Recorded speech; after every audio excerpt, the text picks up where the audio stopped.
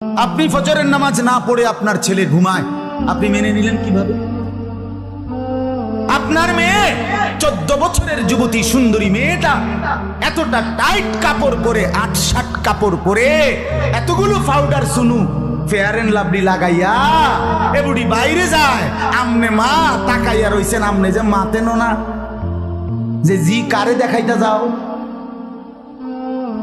হ্যাঁ, তোমারে যারা দেখবে দুই রাস্তার দুই পাশে, তারা মুত্তা ফানি লয়নি জিঙ্গাও গিয়া ফেসাব করে ফানি লয়নি।